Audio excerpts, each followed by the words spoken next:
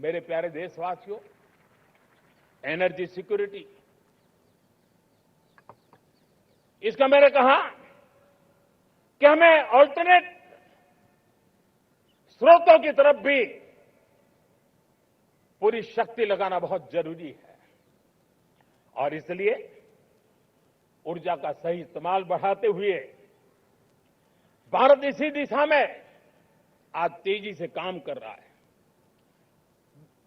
2014 से पहले, मतलब आज से 12 साल पहले, हमारे देश में सिर्फ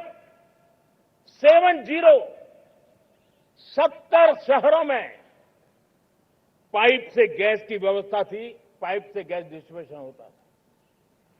12 साल में इन 70 शहरों को हमने 700 शहरों तक पहुंचा दिया है। ये होती है रफ्तार, ये होता है विस्तार। 2014 के पहले मुश्किल से 20-22 लाख घरों में पाइप से गैस पहुंचता था। आज 2.25 करोड़ घरों में पाइप से गैस पहुंचाने का काम हो रहा है। 12 वर्ष पहले देश में सोलर एनर्जी की कैपेसिटी सिर्फ 2 गीगावाट थी।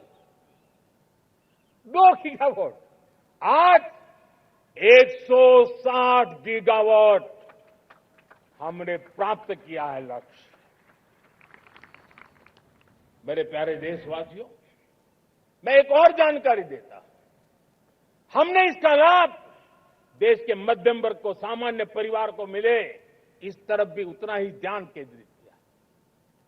हमने पीएम सूर्यघर मुफ्त बिजली योजना चालू की और आज मुझे संतोष है कि इतने कम समय में 50 लाख घरों का सोलर एनर्जी का काम हम आंकड़ा पार कर चुके हैं। तेजी से चल रहा है और इसके कारण हजारों घरों का बिजली बिल 0 हो गया है। हजारों घर अपनी बिजली का उपयोग करने से अतिरिक्त बिजली आज बेच करके कमाई कर रहे हैं।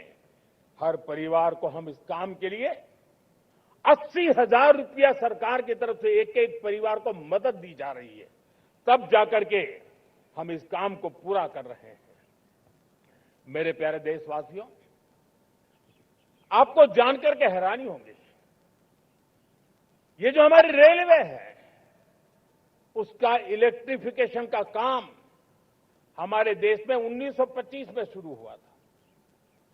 1925 में इलेक्ट्रिफिकेशन का काम शुरू हुआ, लेकिन 90 साल में 1925 से लेकर के 90 साल में सिर्फ 30% रेल का इलेक्ट्रिफिकेशन हुआ था। यानी 90 साल में 30%। हमारी रफ्तार देखिए, लक्ष्य को पाने के लिए हमारी दौड़ देख लीजिए। हमने एक दशक के अंदर 100% काम पूरा कर दिया। 90 साल में 30%, 10 साल में 70%, ये होता है काम। और इसके कारण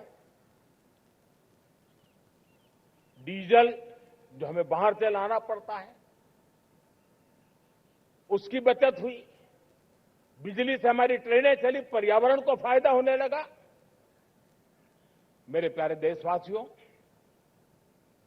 हम यहां से नहीं रुके हैं, हम दुनिया के अंदर पीछे रहना नहीं चाहते। पिछले दिनों आपने खबर सुनी होगी, भारत ने ईंधन का नया क्षेत्र को भी छू लिया है। देश ने पहली हाइड्रोजन से चलने वाली ट्रेन शुरू कर दी है और मुझे खुशी है, ये सबसे लंबी ट्रेन है और सबसे ताकतवर ट्रेन है और दुनिया में हाइड्रोजन ट्रेन के क्षेत्र में भी भारत ने अपना झंडा गाड़ दिया है।